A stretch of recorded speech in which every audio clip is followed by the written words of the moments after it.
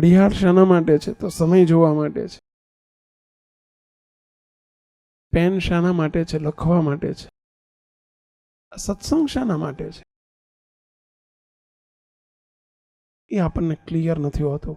સત્સંગમાં જઈએ છીએ, સત્સંગમાં આવીએ છીએ, પણ આ પેલું ક્લિયર આપણને હોવું જોઈએ કે સત્સંગ શાના માટે, શું કરવા સભાઓમાં જવાનું, શાના માટે સત્સંગ કરવાનો, શાના માટે મંદિર જવાનું, શાના માટે સંતો પાસે જવાનું.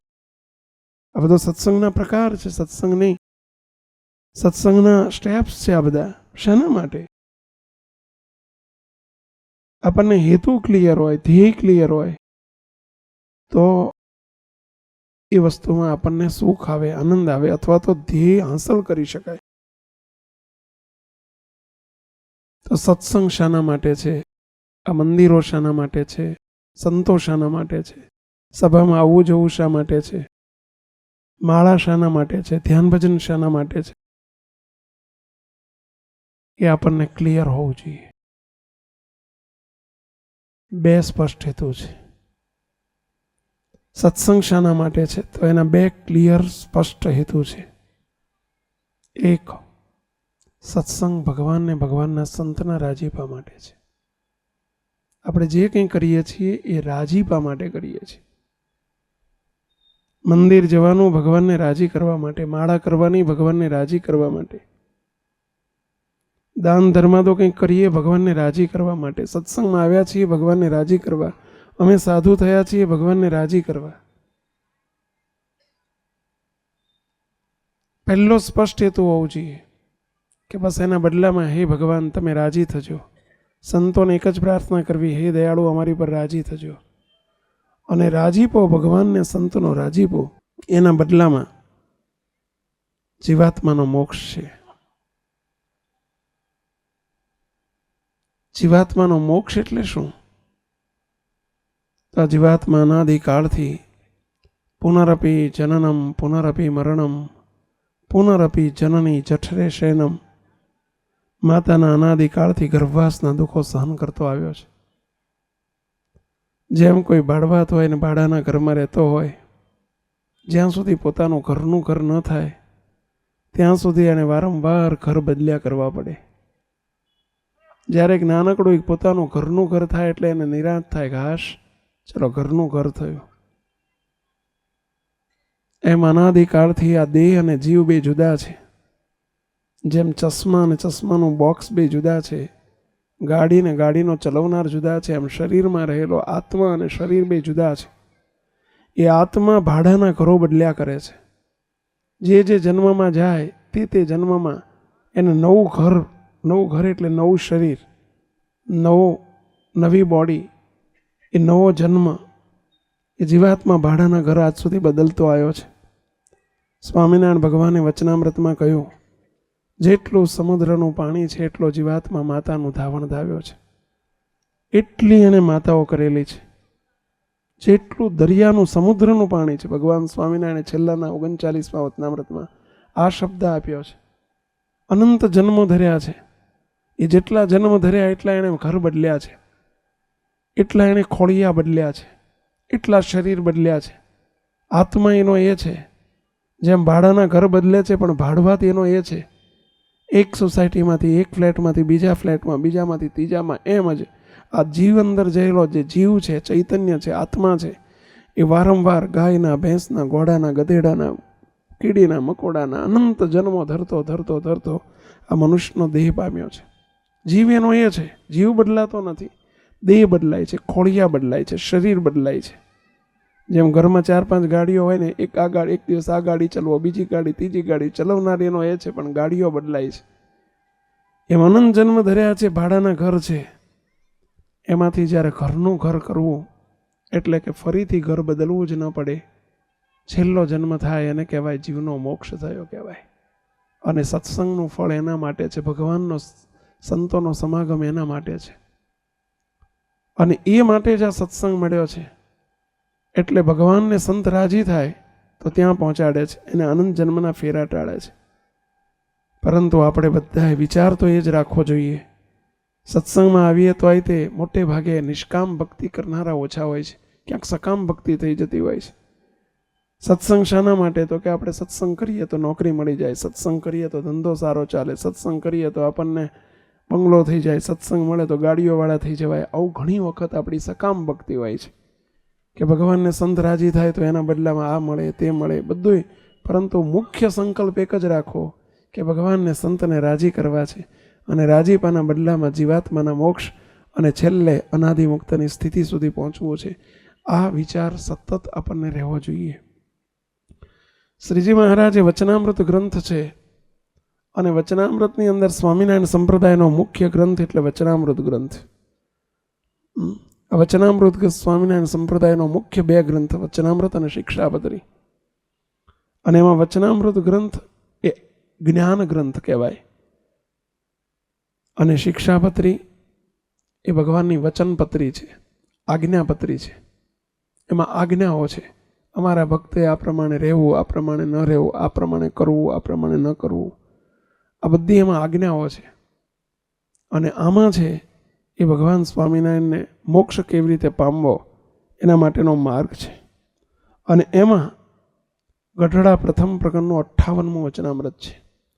સ્વામિનારાયણ ભગવાનને પ્રશ્ન પૂછ્યો છે, આનંદાનંદ સ્વામીનો પ્રશ્ન છે, હે મહારાજ, ભગવાન રાજી થાય, મોટા સંત રાજી થાય તો એ રાજીપાના બદલામાં શું આપે? પ્રશ્ન છે, કારણ કે આપણે લોકો બધાય કંઈક મળતું હોય તો જ કંઈક કરીએ એવો માનવ સહજ સ્વભાવ હોય છે. આપણી હંમેશા દ્રષ્ટિ ક્યાં હોય? મળતર ને વળતર ઉપર. આપણે નાનપણથી જન્મથી એ રીતે ટેવાઈ ગયેલા છીએ ને કે આપણી નજર તરત પ્રશ્ન પૂછીએ, મને એમાં મળતર શું રહેશે, વળતર શું રહેશે? જો એક શાકની લારીવાળો હોય ને એ રીંગણા લાવશે ને તો એ તરત વિચારશે કે ભાઈ હું 100 રૂપિયાના 500 રૂપિયાના રીંગણા લઈશ તો મને મળશે કેટલા? એને મળતર તરફ નજર હોય તો જ રીંગણા લઈ જવા કે પછી દૂધી લઈ જવી એ વિચાર પછી કરશે કે શામાં મળતર વધુ છે. માણસ માત્રનો સ્વભાવ છે, મળતર અને વળતરનો વિચાર પહેલો આવી જાય એને. પછી બિલ્ડર હોય તોય ભલે અને શાકની લારીવાળો તોય ભલે, પરંતુ આ જમીન લઈશું તો આ જમીનમાં પછી ફ્લેટ વેચીશું તો કેટલું મળતર રહેશે એનું કેલ્ક્યુલેશન કરે પછી જે પ્લોટ લેવાનું વિચારે. દરેક વ્યક્તિ, તમને નોકરીનો ઓર્ડર બીજી કંપનીમાં મળે તો એ પહેલો શું વિચાર કરો કે આ કંપનીમાંથી બીજી કંપનીમાં જવું તો એમાં શું મળતર, અહીં આટલું છે ને ત્યાં શું મળતર ને વળતર રહેશે. એમ સત્સંગમાં આવ્યા પછી પણ ભગવાનને સંત રાજી થાય તો એના બદલામાં શું મળતર રહે આપણને એ વિચાર થાય. કારણ કે આપણે લોકો નાનપણથી જ મળતરને વગર કંઈ કરવા ટેવાયેલા જ નથી ને. એટલે આમાં પણ આવું વિચારીએ કે ભાઈ ભગવાનને સંત રાજી થાય તો બદલામાં શું મળે? કંઈક મળતર હોય તો રાજી કરીએ. સાહેબને રાજી કરવાથી મળતર હોય, આપણા બોસ હોય કંપનીમાં એને રાજી કરીએ તો ખબર છે પ્રમોશન આપશે, આપણને પગાર વધારો કરી આપશે. મળતર તરફ નજર છે એટલે એને રાજી કરીએ છીએ.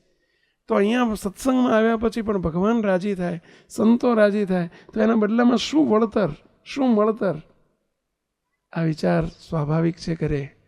અને એના અનુસંધાનમાં મહારાજને પ્રશ્ન પૂછ્યો છે આનંદાનંદ સ્વામીએ, હે મહારાજ, ભગવાનને ભગવાનના તમે તમારા સંતો રાજી થાઓ તો એના બદલામાં શું આપો છો, શું મળતર રહે છે?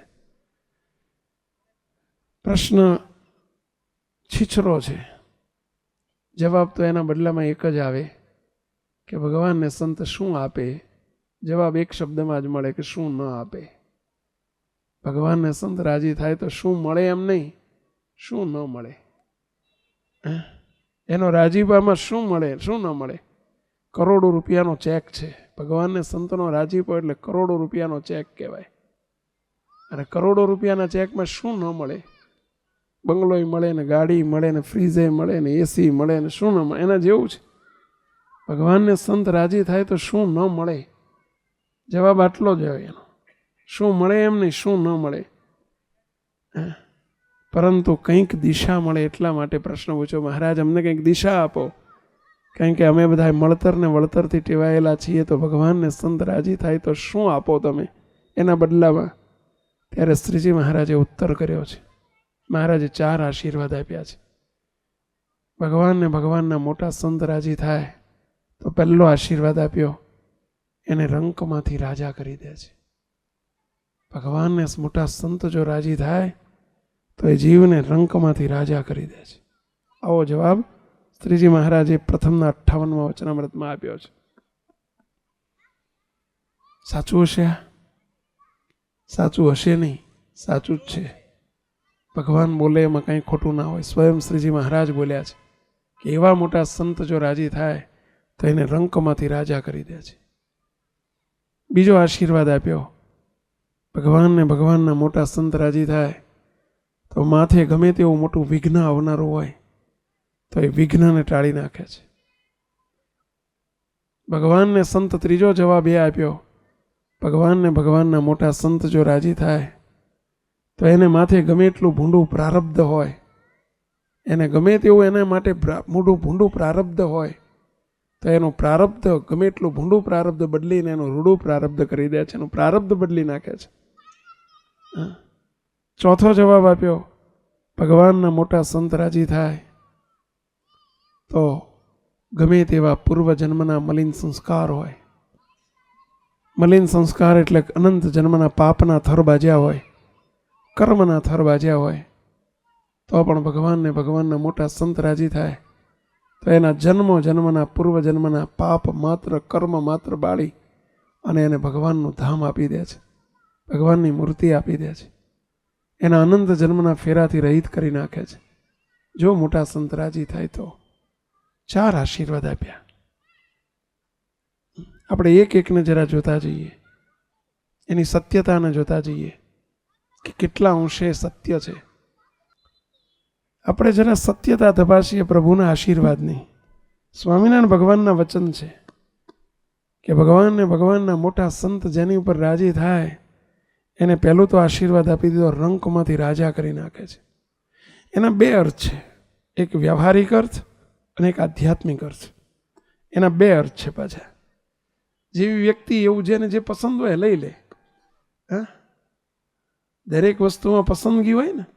વ્યવહારિક વ્યક્તિ વ્યવહારિક અર્થ લઈ લે, કેમ કે આપણે લોકો તમે લોકો સંસારમાં વધુ રહેતા હોય ને એટલે તમે વ્યવહારિક અર્થ જલ્દી લે. રંકમાંથી રાજા થઈ જવાય, એ તો બહુ સારું, કારણ કે એની બધાને બહુ જરૂર હોય છે. ખાલી ઓછી મહેનતે રંકમાંથી રાજા થઈ જવાય. એ તમને પસંદગી વધુ પહેલી હોય એટલે આપણે એની વિશ્લેષણ કરીએ. પણ બીજો અર્થ પણ છે, રંકમાંથી રાજા કરી દે છે કે સીધો જીવ કક્ષામાંથી ભગવાનને સંત જો રાજી થઈ જાય, જેમ શાક વેચનારી બાઈ હોય અને શાકભાજી કે દાંતણ વેચતી હોય અને માંડ માંડ ગુજરાન ચલાવતી હોય, પણ કોઈ રાજા રાજી થઈ જાય અને કહી દે તું આજથી મારી રાણી, તો કરી શકે કે ના કરી શકે પહેલાં? અને પછી એનું સ્ટેટસ કેટલું મોટું થઈ ગયું, ઠેઠ તળિયેથી ટોપ ઉપર લઈ લીધી કે ના લઈ લીધી? રાજાનો નંબર પહેલો ને રાણીનો નંબર કયો થઈ જાય? પહેલાં બીજો થઈ જાય. જો આ રંકમાંથી રાજા કરી દીધી કહેવાય. એમ ભગવાનને ભગવાનના મોટા સંત રાજી થાય તો આ લોકની રીતે પણ કોઈ ગરીબી હોય, ગમે એટલી દરિદ્રતા હોય, પણ ભગવાનને સંત રાજી થાય તો એની દરિદ્રતા ટાળી નાખે અને છેક ઉપર લઈ જાય છે. એનો ભાવ કાંડું ઝાલીને ઉપર લઈ લે. એવા એક નહીં હજારો પ્રસંગો સત્સંગમાં બનેલા છે કે ભગવાનને સંતના રાજીપાથી શું ન થાય. અને ગમે એવો જીવ હોય, પામર હોય, પતિત હોય, પણ ભગવાનને મોટા સંત રાજી થાય તો એને મુક્ત સ્થિતિ પ્રાપ્ત કરાવી નાખે. રાજાની રાણીની ઠેકાણે એટલે ભગવાનથી બીજા નંબરની પદવી આપી દે.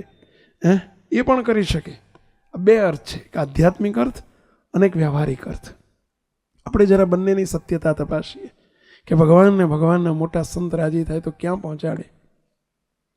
પહેલું વ્યવહારિક અર્થ સમજીએ કે ભગવાનને મોટા સંત રાજી થાય તો એને ગમે તેવો દરિદ્ર હોય, ગરીબ હોય, પરંતુ એને રાજા સુધી પહોંચાડી દે.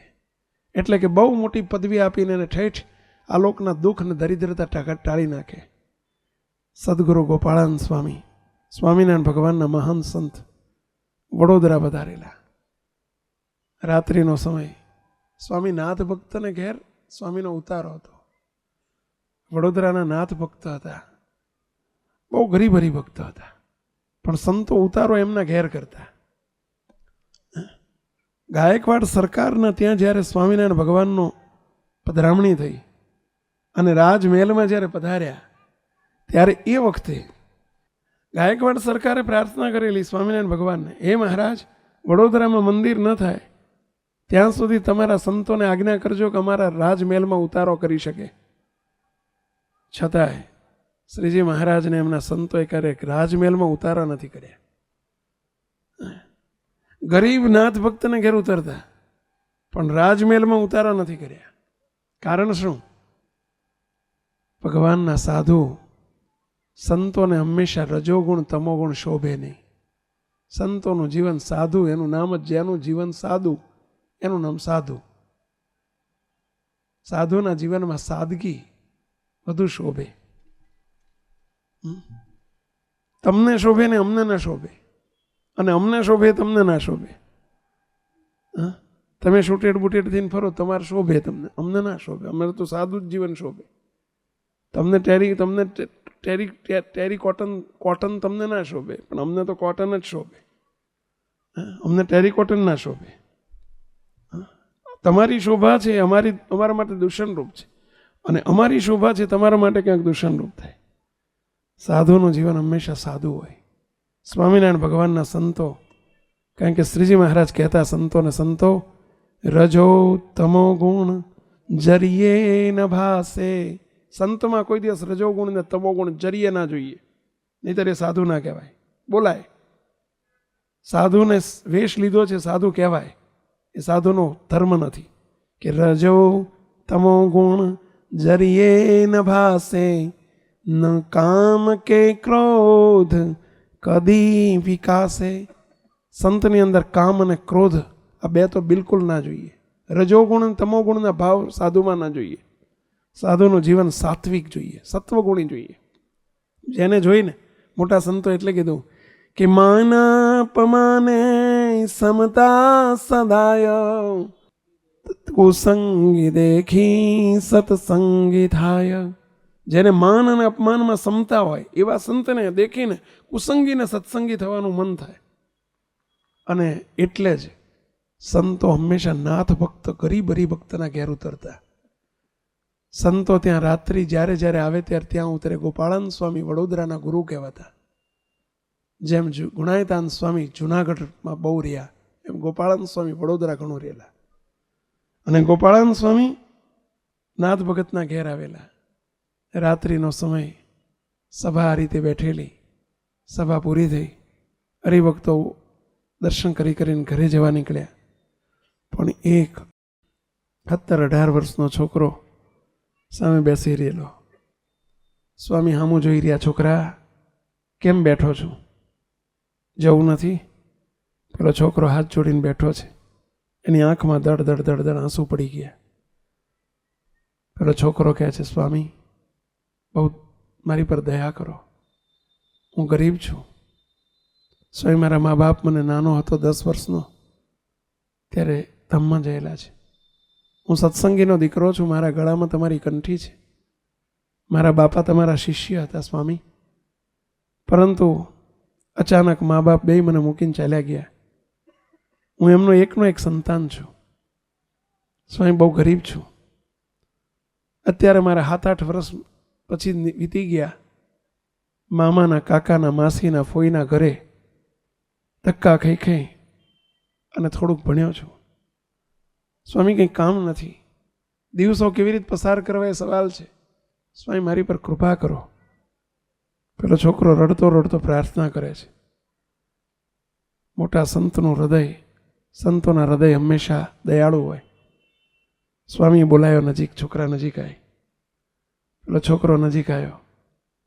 સ્વામી કે, છોકરા તારું નામ શું? કોનો દીકરો છું? ક્યાં રહે છે? અત્યારે કરે છે શું?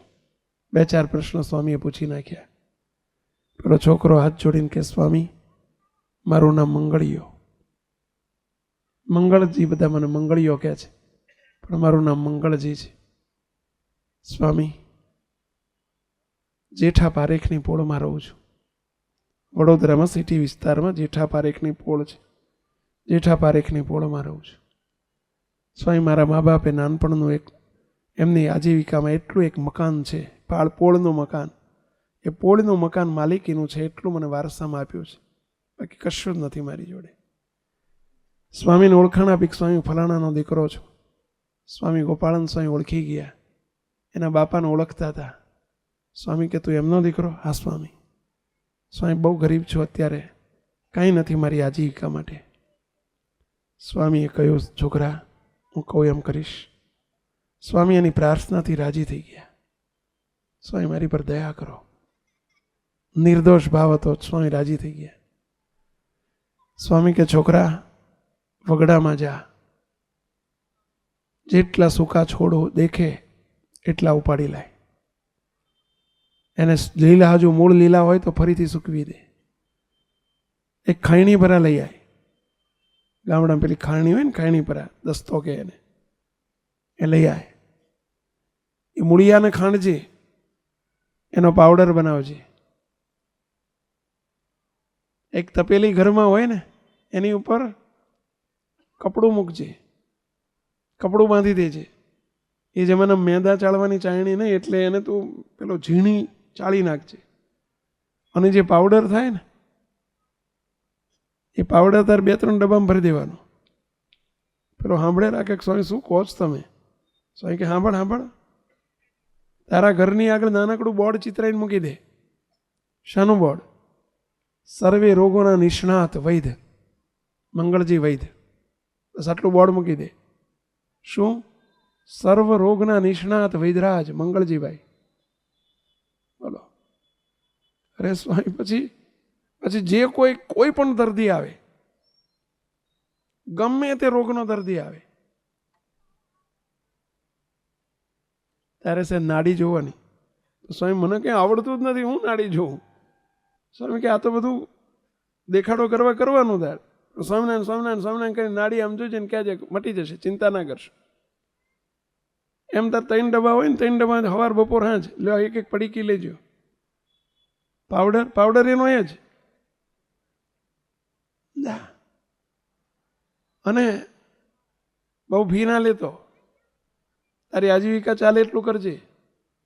સેવાની સેવા અને તારી આજીવિકા ચાલશે.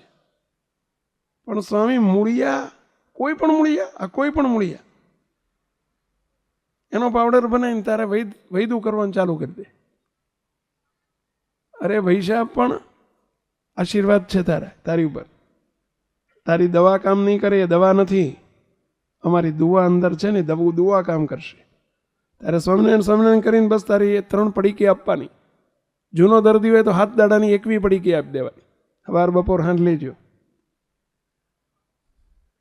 સ્વામી નહીં, તું વિશ્વાસ રાખ, અમારા વચનમાં વિશ્વાસ મૂકી દે. તારાથી ભલા રોગ મટી જશે. બસ અસાધ્ય રોગ મટી જશે. હવે આ બુદ્ધિનો વિષય છે. હવે આપણે બધા મન બુદ્ધિથી વિચાર કરીએ તો એમ લાગે કે શું આ સ્વામી ગપ્પુ મારે છે, એવું લાગે. ગપ્પુ નથી, સત્ય ઘટના છે. કીધું ને, રંકમાંથી ભગવાનને સંત રાજી થાય તો રંકમાંથી રાજા કરે. હવે ક્યાંય તમે પાછા આવું ધંધો ના કરતા હો, એ તો કેટલાય ઠેકાણે પાડશો પાછા. દુઆ છે અંદર, દુઆ પડી છે. મોટા સંત રાજી થાય તો શું ન આપે. પેલાને સ્વામીએ બહુ જ હિંમત આપી કે તું ચાલુ કરી દે. કોઈ પણ સ્વામી કોઈ જુદા રોગના દર્દી આવે તો સબ રોગ કી વહી દવા. કોઈ પણ રોગ, માથું દુખતું હોય તો આ દવા, ને કેડમાં દુખતું હોય તો આ દવા, ને પેટમાં દુખતું હોય તો આ દવા. અરે ઝાડા ના થતા હોય તો આ દવા, ને ઝાડા થઈ ગયા હોય તો આ દવા. બોલો. પેલાના સ્વામીના વચનમાં વિશ્વાસ આવી ગયો. અને સ્વામી કે જા ઘેરથી કાલ ચાલુ કરી દે. પેલાને ખબર હતી કે મોટા સ્વામી બોલે છે. અને સાચા સંતના, મોટા સંતના બોલનારા કોણ હોય? પેલા ભગવાન હોય. સંત બોલે તે ભેળો હું બોલું રે, સંત જમે તે ભેળો હું જમું રે. સંતના બોલનારા, સાચા સંતના બોલનારા ભગવાન હોય. એની આંખમાં જોનારા ભગવાન હોય. એને રાજી થાય એવા સંત રાજી થાય તો કોણ રાજી થાય? પેલા ભગવાન રાજી થાય. એવા સંત દુઃખી થાય, મહારાજ દુઃખી થાય. એવા સંત દુભાય, મહારાજ દુભાય. એને ખબર છે કે સ્વામીએ રાજીપો મને આપી દીધો છે. એણે તો જઈને બીજે દાડ વગડામાં જઈને મૂળિયા લઈ આવ્યો ને ખાંડ્યા ને પેલું સ્વામીએ કીધું તેમ પ્રોસિજર કરીને ઝીણો પાવડર બનાવ્યો ને સમજ્યા, 3 ડબ્બા ભર્યા ને બધું. 3માં એકનું એક જ હતું, પણ પેલું કોકને લાગે ને વેરાયટી જેવું. તમે જોજો ગાડી ગેરેજમાં મૂકી આવો ને ખાલી બોલ્ટ જ બદલવાનો હોય. તમને કંઈ ખબર આપણને પડતી ના હોય. અને 10 મિનિટનું કામ હોય, પણ જો એમ કે 10 મિનિટમાં પતી જશે તે 25 રૂપિયા લઈ શકે, બધું ના લઈ શકે. પણ એમ કે 2 દાડા રાખવી પડશે. બોલો 2 દાડા રાખે સીધે 500 મળે એવું બનતું હોય ઘણી વખત. હોય એમાં આ રીતે પેલું શું કરવું પડે, પેલા 3 ડબ્બા રાખવા ખાતર રાખવાના હતા, બાકી તો સ્વામી સમજતા હતા ને એ સમજતો હતો. પણ હવે બધાને કોકને વિશ્વાસ આવે ને, જોજો મોટા સંત આપણા બાપજી જોડે કોઈ પ્રસાદીનું જળ લેવા આવે ને એટલે બાપજી મહારાજને ધરાવે, પ્રાર્થના કરે અને દિવ્ય પુરુષ પછી અંદર આમાં આંગળી બોલે, આંખો બંધ કરીને આંગળી બોલીને ભગવાનને પ્રાર્થના કરે કે જ્યાં પાણી લઈ જજો ને સવાર બપોર સાંજ આપજો, મહારાજ ભેળા પડશે. અને ભલભલા અમે જોયું છે કેન્સર જેવા રોગો એ દિવ્ય પુરુષને આશીર્વાદથી મળતા હોય. હવે એ આંગળી બોલે તો જ આપણને વિશ્વાસ આવે. જો એમને એમ સીધું આપી દે ને તો આપણને પાછો વિશ્વાસ ના આવે. આપણા લોકોનું આ બધું બુદ્ધિથી ટેવાયેલા ને એટલે આ બધું શું થાય, કરવું પડે. બાકી તો એમને આંગળી બોલે કે દ્રષ્ટિ કરે, આંગળીની તાકાત તો દ્રષ્ટિમાં તાકાત નહીં પહેલાં, આંગળીમાં એ શક્તિ રહેલી છે. દ્રષ્ટિ કરે તો શું એ કામ ના થાય? દ્રષ્ટિથી થાય, પણ આપણને લોકોને વિશ્વાસ ના આવે. સમજ્યા? જો કંઈક પૂછવા જઈએ કે બાપજી આ ધંધો કરું, એટલે એ દિવ્ય પુરુષ આમ આંખ બંધ કરીને 2 મિનિટ કરીને પછી કહે ને કે આ કરો કે ના કરો, તો આપણને વિશ્વાસ આવે કે એમણે પૂછી લીધું ભગવાનને. પણ એ વગર પૂછીએ તમે આંખ બંધ કર્યા વગર કહે તો એમના બોલનારા કોણ છે? પહેલાં ભગવાન છે. પરંતુ આ બધું શું કરીએ? ઘણી વખત આવું બધું કરવું પડે કોઈને વિશ્વાસ લવડાવવા માટે. સમજ્યા? નહીં તો સાંભળ્યાને વિશ્વાસ ના આવે. આપણે લોકો ટેવાયેલા છીએ એ રીતે ને. એટલે સ્વામીએ પણ એટલા માટે કહ્યું કે ભાઈ 3 ડબલા રાખજે ને એમાં તારો પાવડર મૂકજે ને સવાર બપોર હાંજે, વસ્તુ તો એની જ છે, પણ તું આવી દવા આપજે. પેલા એ તો ધંધો ચાલુ કર્યો, એક નાનકડું બોર્ડ મૂકી દીધું. શરૂઆતમાં તો આવું કોને વિશ્વાસ આવે? આ કાલ સવારનું ડેન્ટા જેવડું છોકરું અને ક્યાંથી વૈદ શીખી ગયો, ક્યાંથી વૈદું જાણી લાવ્યો.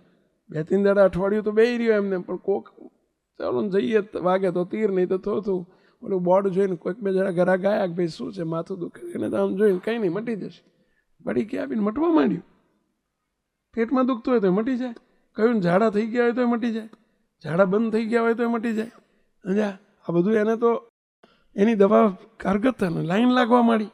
મહિનામાં તો એને લાઈન લાગે, એટલા બધા આવવા માંડ્યા પેશન્ટ, બધા દર્દીઓ. 6 મહિનામાં આખા વડોદરામાં જાહેરાત થઈ ગઈ, એક વૈદ આવ્યા છે, નવી નાની ઉંમરનો વૈદ છે, છોકરો છે, પણ મારો કોઈ પણ દવા ઉપર, કોઈ પણ રોગ ઉપર દવા આપે છે, મટી જાય છે. અને મટવા માંડ્યું ફટાફટ ફટાફટ ફટાફટ. એણે તો મોટું દવાખાનું લીધું, ભાડે મોટી જગ્યા લીધી, એને ત્યાં ટૂંકું પડવા માંડ્યું. જેઠા પારેખની પોળ બદલીનું કારેલી બાગ બાજુ મોટું એક એણે દવાખાનું લીધું અને ત્યાં એણે દવાખાનું ખોલ્યું. 12 મહિનામાં તો તમે જુઓ તો એને પૈસો સારો એવો કમાવા માંડ્યો. જો રંકમાંથી રાજા કરે છે, કીધું ને ભગવાનને સંતના આશીર્વાદ, એની કૃપા, સંત કૃપા એ સુખ ઉપજે. નિષ્કુળાન સ્વામીએ લખ્યું છે કે સંત કૃપા એ સુખ ઉપજે અને સંત કૃપા એ સરે કામ, સંત કૃપા એ પામીએ જરૂર અક્ષરધામ. ઠેઠ પહોંચાડે. પહેલાં આ લોકની કૃપા તો કરે, પણ ઠેઠની કૃપા કરી દે. ભગવાનની સંતની કૃપા ઠેઠ પહોંચાડે. અને આ છોકરાને 12 મહિના થઈ ગયા. એક દિવસ વડોદરા સયાજીરાવ સરકારને ખબર પડી, એમના દિવાનજીને ખબર પડી.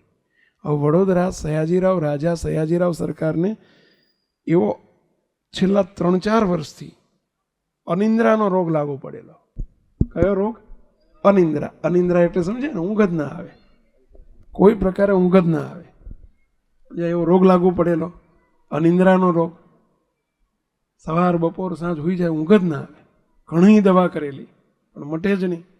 ઘણા વૈદો બદલાય. એ જમાનામાં ડૉક્ટરનો જમાનો નહીં, વૈદો હતા, પણ કોઈ રીતે મટે નહીં. દિવાનજીને ખબર પડી, આ સમાચાર મળ્યા. દિવાનજી કહ્યું, રાજન, આપણા શહેરમાં એક 17-18 વર્ષનો મારો છોકરો છે, નામ એનો મંગળજી વૈદ છે, અને કોઈ પણ રોગ ઉપર એને મટી જાય. જો તમે કહેતા હોય તો એને બોલાવો. ભાઈ કે ગમે એને બોલાવો, પણ બાપા ઓલો ડૂબતો માણસ તૈણાને પકડે કે છે ને, એને બોલાવો. ભાઈ સાહેબ, મને ઊંઘ નથી આવતી. આ તો ઘોડાગાડી મોકલી લેવા, કારણ કે એમને આ તો રાજનું તેડું હતું ને, એટલે ઘોડાગાડી મોકલીને પોલીસવાળા જઈને, વૈદરાજ તમને બોલાવે છે, મારા રાજાને અસાધ્ય રોગ લાગુ પડ્યો છે અને તમારી દવા માટે બોલાયા છે. સમાચાર આવ્યો, કહેણ આવ્યું, માણસ આવ્યો, ઘોડાગાડી આવી. મંગળજીએ વિચાર કર્યો, ભારે કરી. હા, જો રોગ મટી ગયો તો સારું છે, પણ હે મહારાજ, હે સ્વામી, હે ગોપાળાન સ્વામી દયા કરજો મારી ઉપર, હે સ્વામિનારાયણ ભગવાન દયા કરજો. અત્યાર સુધી તમે લાજ રાખી છે, પણ આ તો મોટો માણસ છે, ત્યાં લાજ રાખજો. એ તો ઘોડાગાડીમાં બેન આખા રસ્તે ભજન, અને આવા સમયે ભજન બહુ સારું થાય હો. હા, બહુ સારું ભજન થાય. સામે કંઈક તકલીફ દેખાય ને ત્યારે ભજન બહુ સારું થાય. આપણે લોકો તકલીફ વગર કોઈ ભજન કરીએ એવા નથી. સમજ્યા? બાકી તકલીફ આવે ને ત્યારે જોજો તમે, ભજન ભક્તિ બહુ સારું થાય, પ્રાર્થના બહુ સારી થાય. સુખમાં બહુ પ્રાર્થના ના થાય. દુઃખ પડે ને ત્યારે આપણને ભજન થાય, પ્રાર્થના થાય, સંતોએ સાંભળે. અમને ઘણી વખત કહીએ છીએ અમારો અનુભવ કે તમે લોકો ભગવાનને સંતોનો મોટે ભાગે ઉપયોગ ક્યાં કરો, કેવો કરો ખબર? સ્પેર વ્હીલની જેમ કરતા હોય છે. સ્પેર વ્હીલની જેમ. આપણને ગાડી જ્યારે રસ્તામાં રાખે ને, પંચર પડે ને, ભડાકો થાય ને ત્યારે સ્પેર વ્હીલ સાંભળે. એમ આપણને જ્યારે તકલીફ પડે ને ત્યારે જ આપણે ભગવાનને સંતો પાસે દોડતા હોઈએ છીએ. સમજ્યા? એટલે દુઃખમાં આપણે કંઈક સંભાળીએ, ભગવાનને સંતને જોડે જઈએ. બાકી તો આપણને કોઈને સાંભળે એવા નથી ભગવાન. સમજ્યા? હવે આને પેલું તો પેલું સામે દેખાયું ખરું, રાજા છે ને, રાજા જોડે તો ગાયકવાડ સરકાર ઘોડાગાડી પહોંચી, મહારાજને ખૂબ પ્રાર્થના કરી. ત્યાં જઈને સરકારે આવો પેલા છોકરાને કહે, આવડી નાની ઉંમરનો તું વૈદ થયો? હા ભાઈ સાહેબ, મારા સ્વામીનો, મારા ગુરુનો આશીર્વાદ છે મને. સમજ્યા? કયા ગુરુ? તો ગોપાળાન સ્વામી નામ સાંભળેલું. કારણ કે સ્વામિનારાયણ ભગવાન જોડે જ્યારે રાજમહેલમાં ગોપાળાન સ્વામીની પધરામણી થયેલી ને વડોદરાના ગુરુ છે, એમને ખબર કે વડોદરામાં સ્વામિનારાયણ સંપ્રદાય સ્થાપિત કરવામાં મોટો ફાળો હોય તો ગોપાળાન સ્વામીનો હતો. એટલે નામ સાંભળ્યું તો ગોપાળાન સ્વામીનો ચેલો છું? હા, એમનો શિષ્ય છું બીજા. અને એમને મને આશીર્વાદ આપ્યો છે કે કંઈ વાંધો નહીં. જો મને અનિંદ્રાનો રોગ લાગુ પડ્યો, 3-4 વર્ષથી ઊંઘ નથી આવી ગઈ. બોલે તો બેવ પેલી નાડી જોઈ, સ્વામિનારાયણ સ્વામી કંઈ નાડી ફાડી કંઈ ખબર જ નથી પડતી. સમજ્યા? કંઈ ભણ્યો નહોતો કંઈ, પણ સ્વામીને આશીર્વાદ હતા એટલે એણે તો પેલું આમ, રાજન ચિંતા ના કરશો, તમારી ઊંઘ આવી ગઈ, સમજો તમારો રોગ મટી ગયો. હિંમત કરીને તો હે મહારાજ, હે સ્વામી દયા કરજો. હા, અને ઓલી પડી ગયો હાથ દાડાની તૈયાર કરીને લાવ્યો તો તૈયાર આપી દીધી. સમજ્યા? ત્યાં ઓલા ડબલા ઉઘાડે ને કરે તો એ બધું હાથ શોભે નહીં ને પહેલાં, એટલે હાથ દાડાની દવા લઈને જ આવ્યો તો દવા આપી દીધી. રાજાને હાથ દાડા લેજો, દવા ભગવાન સારું કરશે. ને હાથમાં 8મે દાડે પાછો જો જરૂર પડે તો મને બોલાવજો.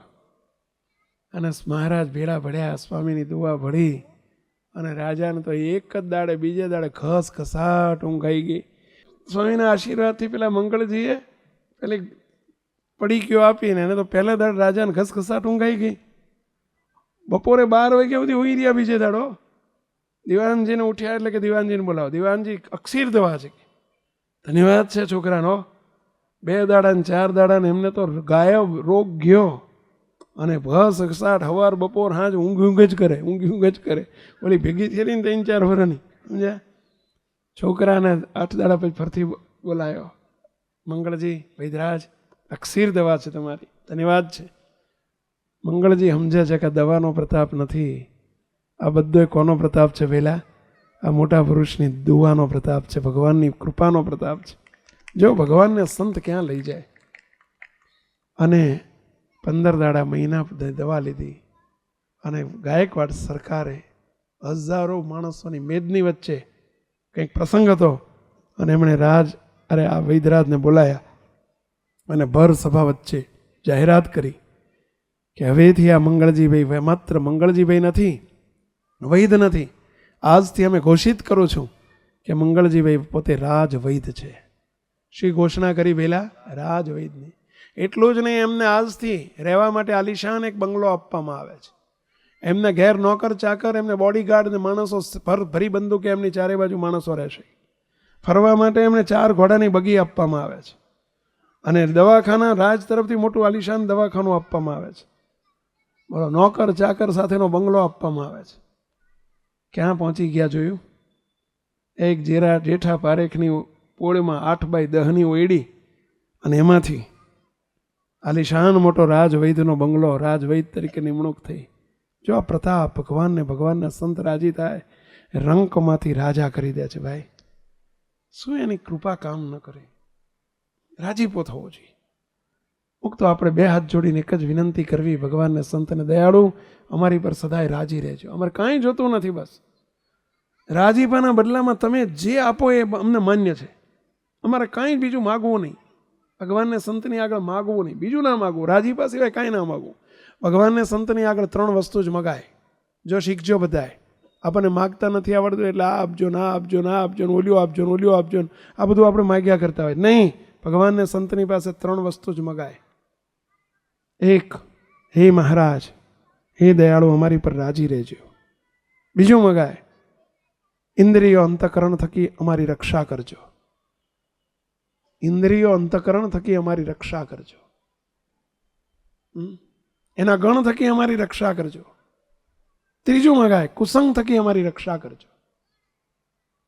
અને ચોથું છેલ્લું માગવું હોય તો એ મગાય, હે મહારાજ તમારી મૂર્તિ વિના મારા નાથ રે બીજું મને આપશો. પ્રેમાનંદ સ્વામી માગ્યું છે, તમારી મૂર્તિનું સુખ આપજો, અમારે કાંઈ જોતું નથી, આલોકનું કશું જોતું નથી, નિષ્કામ થવું. પણ હે ભગવાન નોકરી આપજો, ધંધો આપજો, આ આપજો ને ઓલું આપજો ને ઓલું આપજો, ન મગાય. ભગવાન પાસે એવું ક્યારેય ન માગવું. બસ મહારાજ હે ભગવાન બસ અમને આટલું આપજો, બધું આવી જાય, ઓલ ઇન વન. અને એમાં રાજીપો આપજો, એમાં માગીએ ને એમાં બધું આવી જાય, ઓલ ઇન વન, એકમાં બધું આવી જાય. બસ એટલું માગતા શીખવું સદાય ભગવાનને સંતની પાસે. અને આને મંગળજી વૈદ રાજ કરી દીધા, રાજ વૈદ કરી દીધા.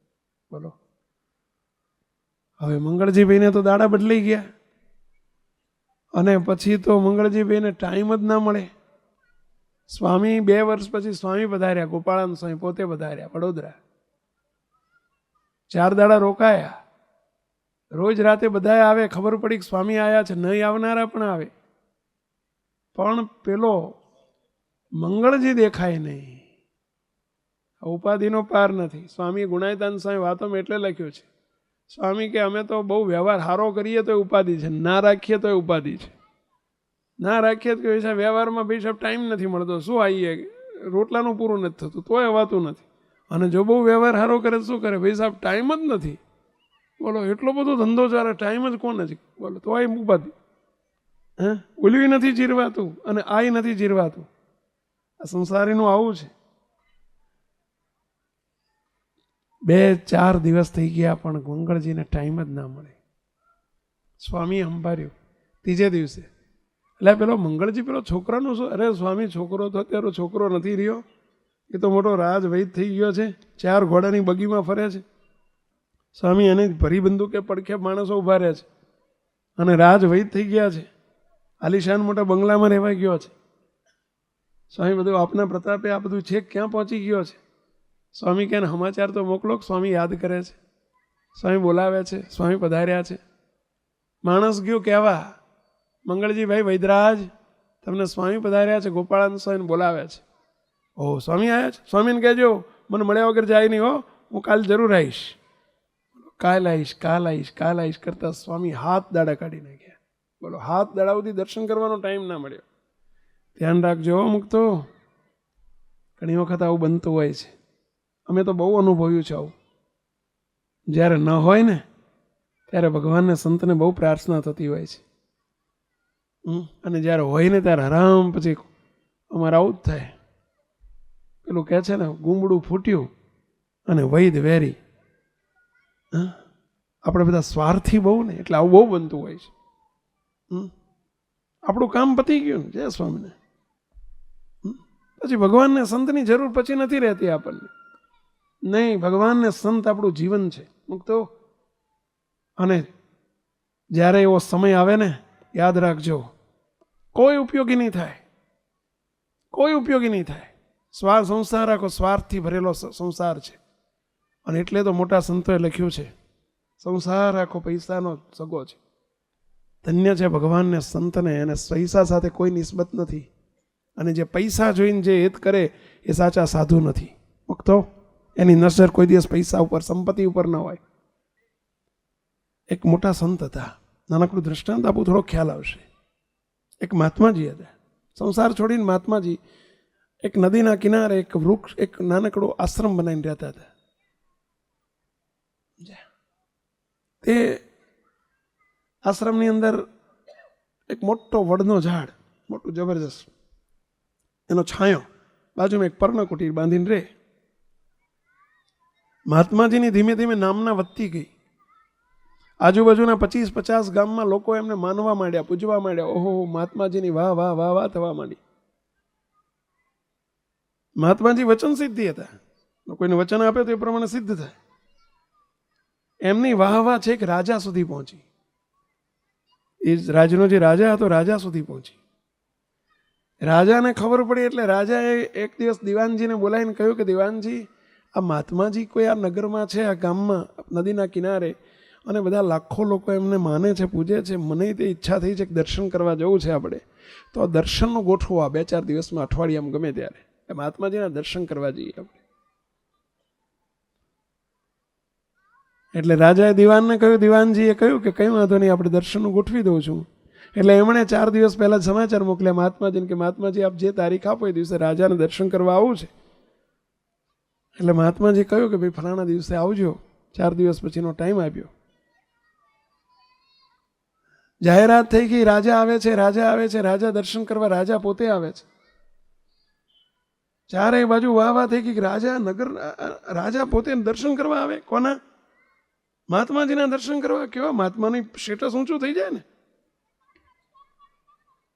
રાજા હાથી ઉપર બેસીને, એ જમાનામાં હાથી ઉપર બેસીને રાજાઓ ફરતા, હાથી ઉપર હોનાની અંબાડીમાં રાજા બેસીને નીકળ્યા દર્શન કરવા. દિવાનજી પાછળ બેઠેલા, પંખો નાખે રાજાની પાછળ. હજારો માણસોની આગળ મોટું તમે જુઓ તો, કારણ કે રાજાનો રસાલો મોટો હોય ને, તમે જુઓ તો આગળ પાછળ મોટી માણસોની મેદની સિપાહીઓ સૈનિકોને ભરી બંદૂક એને બધા નીકળ્યા હોય. એટલે રાજાનો મોટો રસાલો મહાત્માજીના દર્શન કરવા નીકળ્યો છે. મહાત્માજીને વિચાર થયો કે રાજા મારા દર્શન કરવા નીકળી ગયા હશે, એમનો રસાલો કેવો હશે ને કેવા ઠાઠથી આવતા હશે. તે મહાત્માજી એમના આશ્રમમાં પેલો વડ હતો ને, વડ ઉપર ચડી ગયા. શું કરવા? જોવા, પેલો રસાલો જોવા. એ તો ઊંચે ટોચ ઉપર બેહીને જોવે, આમ કરીને, ઓહો, આટલી બધી મેદની લઈને આવે છે, આવડો મોટો રસાલો લઈને રાજા મારા દર્શન કરવા આવે છે. તે ઉપર ચડીને જોવે મહાત્માજી. પેલા દિવાનજી પાછળ બેઠેલા ને, એમણે દૂરથી જોયું. એટલે રાજાને કે, રાજાને પેલા વડ ઉપર કોઈક દેખાય છે, જો કોઈ દેખાય છે, અમે જો વડ ઉપર. કોણ છે? ઓલા ભગવાન ઉગડાવાળું કોઈ? તો કે મહાત્માજી છે, જેને આપણે દર્શન કરવા જઈએ છીએ ને એ તમારા દર્શન કરે છે. શું કહે છે? આપણે જેના દર્શન કરવા જઈએ છીએ એ તમારા દર્શન કરવા માટે ઝાડ ઉપર ચડ્યા છે, વડ ઉપર ચડ્યા છે. દિવાનજી હાથ જોડીને કે રાજાને પાછો વાળું, રસાલો પાછો વાળું, આ ખાલી છે. આ મહાત્માજી ભરેલા નથી, ખાલી છે. જો એ મહાત્માની ભેળા ભગવાન હોય અને એના રૂવાડે ભગવાન હોય તો ભગવાનથી કયો મોટો રાજા છે? તમે તો રાજા છો, પણ રાજા ધીરાજ એની જોડે ભેળા હોય, મહાત્માજીના ભેળા હોય, તો એને તમારા દર્શનની જરૂર પડે? જે રાજા તમારા દર્શન કરવા માટે, જે મહાત્માજી તમારા દર્શન કરવા માટે ઝાડ ઉપર ચડ્યા છે, એ મહાત્માજી ભલે બહાર ગમે એટલી નામના હોય, પરંતુ એ મહાત્મા ખાલી છે. ભગવાન એમની પાસે નથી. ભગવાન જેની પાસે હોય તો એનાથી કયો મોટો સંપત્તિવાન હોઈ શકે? એનાથી કયો મોટો સત્તાવાન હોઈ શકે? એનાથી કોનો મોટો રૂપવાન હોઈ શકે? અને ભગવાન જેના રૂવાડે હોય એને કઈ સંપત્તિમાં અંજાય? એ કઈ સત્તામાં અંજાય? અંજાઈ ગયા છે રાજન. આ મહાત્માજી તમારી મોટપથી અંજાઈ ગયા છે અને એટલે ઝાડ ઉપર જોઈને તમારા ચડીને તમારા દર્શન કરે છે. માટે મારી તો આ ઈચ્છા છે કે રાજન, આમાં કંઈ નથી, આ કસ નથી, આમાં મહાત્માજીનો શો મોટો છે, બાકી અંદર કાંઈ નથી. પાછો વાળી દઉં. રસાલો પાછો વાળી દીધો. મુક્તો અમારી શોભા ભગવાનને લઈને છે. જેની પાસે ભગવાન હોય એ સત્તાથી અને સંપત્તિથી પર રહી શકે, એને કંઈ પડી ન હોય. અને આ દિવ્ય પુરુષને જોડે અમે 40 વર્ષથી રહીએ છીએ. મુક્તો દિવ્ય સાક્ષાત સ્વરૂપ જોવા મળે, જે સત્તા અને સંપત્તિથી સંપૂર્ણ નિર્લેપ રહેતા હોય. મોટો કરોડપતિ આવે કે મોટો અબજોપતિ આવે, કોઈ દિવસે લેવાયા નથી. અલમસ્ત જાતિ હોય, અલમસ્ત સ્થિતિ. આ સત્પુરુષનું લક્ષણ છે, સાચા સંતનું લક્ષણ છે. એને કોઈ અહંકાર ન હોય, પરંતુ આ જીરવવા માટે ભગવાનનો સંબંધ હોય ને તો જેટલું જીરવી શકાય. પેલા મંગળજીને પોતાની સત્તા મળી, સંપત્તિ મળી, વૈદ્યની સત્તા મળી, સંપત્તિ મળી, અહંકાર આવી ગયો. ગોપાળાન સ્વામી કે બોલો મંગળજી કેમ દેખાતો નથી? સ્વામી એ તો મોટો રાજભાઈ થયો, હાથ દાડા સુધી કાલ આવીશ અને ટાઈમ જ ના મળે. લ્યો, સ્વામી જવાના થયા. સ્વામી કે કહો આજે બપોર 4 વાગ્યામાં નીકળવું છે. હવે સવારમાં બોલાવા ગયા હતા કે સ્વામીને કહેજો હું આવી જાઉં છું 4 વાગ્યા પહેલાં, જતા નહીં કહો. સ્વામી નીકળતા હતા ના રાજભાઈ દાયા બધાને કે બેહો દાય. અને સ્વામી એટલું જ બોલ્યા, આય મંગળજી આવ્યો, તને ટાઈમ મળ્યો ભાઈ, બેસ આગળ બેસ. સ્વામી શું બોલ્યા? આય મંગળજી તું આવ્યો, આગળ બેસ. પેલા તો આગળ બેહાડ્યા.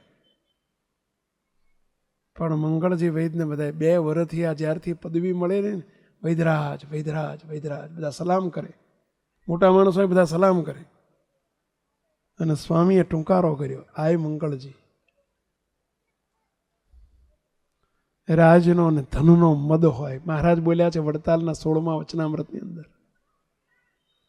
કે આ લોકની વ્યક્તિને રાજ અને ધનનો મદ હોય. મુક્ત હોય તમને બધાને વિનંતી કરું છો, ભગવાન ગમે તેવી સ્થિતિએ પહોંચાડે, ગમે એવી મોટી સત્તા મળે, ગમે એટલો પૈસો મળે, કોઈ દિવસ તમે એના ધણી ના થતા, માલિક ના થતા, મારો છે એવું ન માનતા, કે હું કરું છું એવું ન માનતા. સેવા કરીએ ને આપણી જોડે લાખો રૂપિયાની સેવા કરાવે, પણ કોઈ દિવસ એવું નહીં વિચારવું કે હું કરું છું ને મારાથી થાય છે. નહીતર જે ભગવાનને આપતા આવડે ને લેતા આવડે. ભાઈ આવડે કે નહીં પેલા? અહીંયા સ્વિચ ઓન છે એટલે બધે સંભળાય છે, પણ એને ઓફ કરતા આવડે કે ના આવડે? પેલા આમ કરો એટલે ઓફ થઈ જાય. અમને સંતો નહીં, તે અમને જેથી એમ થયું કે મેં આટલું કામ કર્યું તે દિવસે અમને ભગવાનને આપતા આવડે ને અમારું લેતા આવડે. તમને તે જે દિવસે એમ થયું કે મેં આટલી સેવા કરીને મેં આટલા લાખ રૂપિયા આપ્યા ને આમ કર્યું તેમ કર્યું, પતી ગયું. કોઈ દિવસ વિચારતા નહીં હો. કશું ના થાય આપણાથી, હુકો પાપડી ના ભાગે ભાઈ.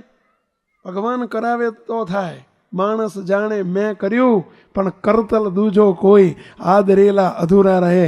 હરી કરે સો હોય ભાઈ, હરી કરે સો હોય. શું થાય આપણાથી?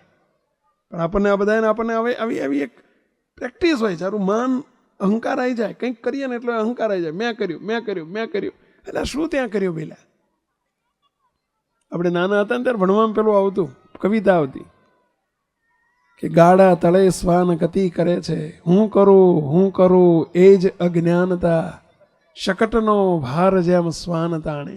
ખબર છે આવી એક પંક્તિ આવતી? કેટલાને આવતી? આંગળી ઊંચી કરો છો, કેટલા જાણો છે આ પંક્તિને? આટલા જ જૂની જન્મમાં આવતી. હવે નવા જમાનામાં બધું બદલાઈ ગયું. હવે એની કવિતાઓ બદલાઈ ગઈ ને હવે બધું બદલાઈ ગયું. પહેલાં આપણી કવિતાઓ કેવી, ઓ ઈશ્વર ભજીએ તને ને મોટું છે તુજ નામ ગુણ તારા નિત્ય ગાય. અત્યારની કવિતાઓ બદલાઈ. કાળુડી કૂતરી ને આયા ગલુડિયા, 4 કાબરા ને 4 ભૂરિયા રે લોલ. હવે હું કૂતરા, હવે આમાં શું જ્ઞાન લેવાનું કહો? પણ એ વખતની કવિતાઓ કેવી! તમે જુઓ તો આમ કેફ આવી જાય, મસ્તી આવી જાય. વૈષ્ણવ જન તો તેને રે કહીએ જે પીડ પર આવી જાણે રે. હરિનો માર્ગ છે શું રાનો, નહીં કાયરનું કામ જોને. પ્રથમ પહેલું મસ્તક મૂકી વળતી લેવું નામ જોને. કવિ છે આવી બધી કવિતાઓ આવતી. અને એમાં આવતું કે ગાડા તળે શ્વાન ગતિ કરે, હું કરું એ જ અજ્ઞાનતા, શકટનો ભાર જેમ શ્વાન તાણે. શકટ એટલે કૂતરું. શકટ એટલે ગાડું અને શ્વાન એટલે કૂતરું. પેલું કૂતરું ગાડા નીચે ચાલતું હોય ત્યારે એને શું લાગે કે હું ગાડોનો ભાર ચલવું છું. હવે એ ચલવે છે કે પેલા બીજો બળદ ચલવે છે? એને એમ લાગે કે હું જ ગાડું ચલવું છું. આવું કૂતરું તમે જોયેલું ક્યાંય? આવા કૂતરા તમે જોયેલા કે જેને એમ લાગતું હોય કે હું જ ભાર ચડું છું? એવું કે ચિત્રમ જોયેલું? તો ગામડામાં જે રહેવાય એને કૂતરા જોયા હશે કે પેલા ગાડા નીચે જતા હોય ને કૂતરું નીચે જતું હોય એટલે એને એમ ભાર લાગે કે હું ચલવું છું. કેટલાય જોયેલા? આંગળી ઊંચી કરો જોઈ. પ્રેક્ટિકલ જોયેલું? કેટલાય ચિત્રોમાં કેટલાય જોયેલા? કંઈ નહીં. પ્રેક્ટિકલ કેટલાય જોયેલા? 2, 5, 10 આંગળીઓ ઊંચી થઈ. આ પેલા ગાડા નીચે જતા કૂતરા માટે નથી લખ્યું. એ લખ્યું છે 4 પગાળા કૂતરા માટે નથી લખ્યું, 2 પગાળા માટે લખ્યું છે. એ હવે બિચારું એ તો પશુ છે. પણ જે એમ માને છે કે હું ઘર ચલવું છું, હું સંસાર ચલવો છું, હું ધંધો ચલવો છું, હું બધું કરું છું, હું જેને રહેતું હોય ને એવા 2 પગાળા માટે લખ્યું છે.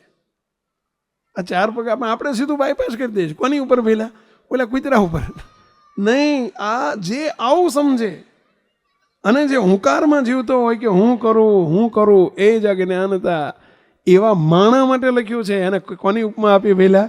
એ બે પગાળું કૂતરું જ છે. પેલો 4 પગાળું નહીં, આ 2 પગાળું છે. ચલો હવે કોઈએ જોયેલા આવા જોયેલા 2 પગાળા? કેટલા જોયેલા? આંગળી ઊંચી કરો જોઈએ. હા, તમારા પાડોશમાં જોયેલા? અરે પાડોશમાં નહીં, આપણને છે ને જગ્યાએ મૂકતા શીખો પહેલા કે આપણે હુંમાં મરી જઈએ છીએ અને એવી સમજીએ છીએ. આ તો થોડુંક અત્યારે અરીસો તમારી આમ જ મૂક્યો છે, જુઓ, તપાસો. આપણે મોટે ભાગે આવું સમજીએ, હું કરું. અરે ભાઈ, શું થાય આપણાથી? કશું ના થાય. કરનારા ભગવાન છે, આપણે તો નિમિત્ત છીએ. અમે અત્યારે કથા કરીએ ને એમ સમજીએ મેં કથા કરી તો અમે 2 પગાળા જ છીએ, સમજી લેજો. નહીં, અમે નિમિત્ત છીએ. ત્યાંથી આવે છે. એવું જો સમજીએ તો કોઈ દિવસ અહંકાર આવે જ નહીં. હું તો તમને કાયમ પ્રશ્ન પૂછું છું, બધાને માઇક સંભળાય જ ભાઈ? કેટલાને સંભળાય છે? પાછળ સંભળાય છે ભાઈઓ? કેટલાને ક્લિયર સંભળાતું હોય એટલે આંગળી ઊંચી કરો જોઈએ. આગળ પાછળ બધાય બરાબર. ચલો, અવાજ ક્યાંથી આવે છે ખબર છે? પેલા સ્પીકરમાંથી, ઓલા સ્પીકરમાંથી. પણ તમે બધા અમારી સામું કેમ જોઈને બેઠા છો? અવાજ તો સ્પીકરમાંથી આવે છે, પણ તમે સામું અમારી સામું જોઈ બેઠા છો. કેમ? કારણ કે તમને એવું છે કે સ્પીકર તો માત્ર વચ્ચે માધ્યમ છે, બાકી બોલાય છે અહીંથી. એટલે તમે અમારી સામું જોઈ રહ્યા છો. સ્પીકર સામું નથી જોતા તમે. હા, પણ હજુય તમે ભૂલ કરો છો. અમે સ્પીકર જ છીએ, બાકી અવાજ આવે છે અહીંથી. સમજ્યા? અમે માત્ર સ્પીકર જ છીએ. એ સ્પીકર છે એમ નહીં, અમે સ્પીકર જ છીએ. હા, હવે અમે એમ માનીએ કે અમે બોલીએ છીએ. આ સ્પીકર કોઈ દાડે એમ માને કે હું બોલું છું? ના, એમ અમે સ્પીકર જ છીએ. જો અમને એમ થાય કે હું પ્રવચન આપું છું, હું બધાને સમજાવું છું, હું આ બધાને ઘેડ પાડું છું, તો અમને 2 પગાળામાં જ આવી જઈએ. 2 પગાળામાં એટલે સમજી ગયા ને? પેલું આગળ કીધું એ હું કરું એ જ અજ્ઞાન. તમે તે કોઈ દિવસ મુક્તો, ભલે તમે સંસાર ચલાવતા હોય, ઘર ચલાવતા હોય, ગમે એટલા 200, 500, 1000 માણસને હેન્ડલિંગ કરતા હોય, કરોડો રૂપિયાનો વહીવટ કરતા હોય, તો કોઈ દિવસ ધણી ન થશો. સત્સંગમાં આવ્યાનું ફળ આ છે. કોઈ દિવસ હું કરું એવો વિચાર આપણને ના આવવો જોઈએ. કોણ કરે છે પહેલાં? બધું ભગવાન કરે છે. આપણાથી કશું ના થાય. અને 1 સેકન્ડમાં એક ભાઈને વાત કરી, મને કે સ્વામી, મહેનત કરીએ ત્યાં રૂપિયા મળે છે. અમે મહેનત કરીએ, કેટલું સવારથી જઈએ તો હા સુધી મહેનત કરીએ ત્યાં રૂપિયા મળે છે. એમને ભગવાન વરસાદ વરસાઈ દેતા હશે. બુદ્ધિથી પૈસા મળે છે. બુદ્ધિ વગર કે પૈસા ભગવાન આપતા હશે. હું કેટલું ભણ્યો છું તાર ભગવાન પૈસા મળે છે, એમને મળતા હશે. એ ભાઈનું સાંભળ્યું. ભાઈ મેં કીધું, હું મારું સાંભળશો 2 મિનિટ. તમને મહેનત કરે એવા રાખ્યા કોણે? ચાલો, મહેનત કરે એવા કર્યા કોણે? હાથ પગડ લઈ લીધા હોત, પહેલેથી અપંગ કર્યા હોત તો શું મહેનત કરે? બુદ્ધિ ભગવાને આપી કોને? ક્યાંથી? બજારમાંથી વેચાતી લાયા છે 500 રૂપિયાની કિલો. તો આપણે ક્યાંક હું અમદાવાદથી મોકલું બધાને લેવા? હા, મુક્તો બુદ્ધિ ભગવાને આપી તાર બુદ્ધિ ચાલે છે ને.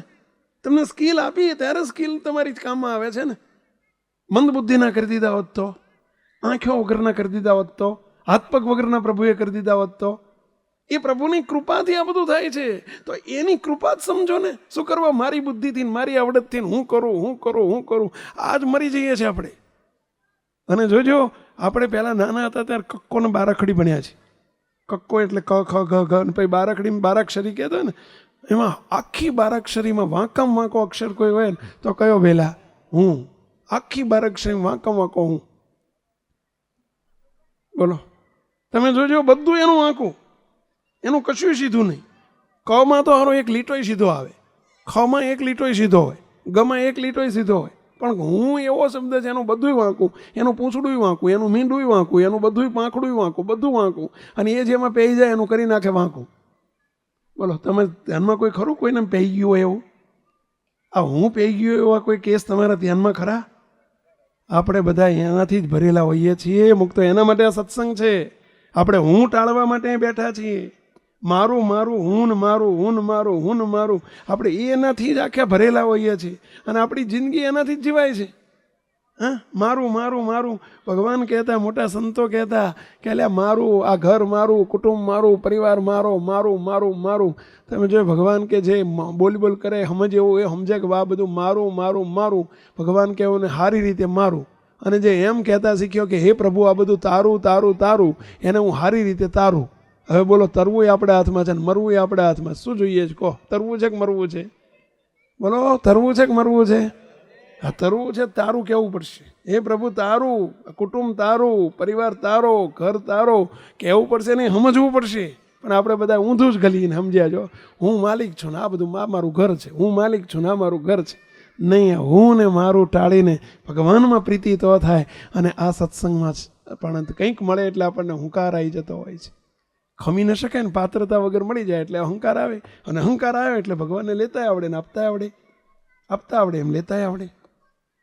અને આ પેલાને અહંકાર આવી ગયો. કોને? મંગળજીને. સ્વામી એટલું કીધું ને, આય મંગળજી, એને અપમાન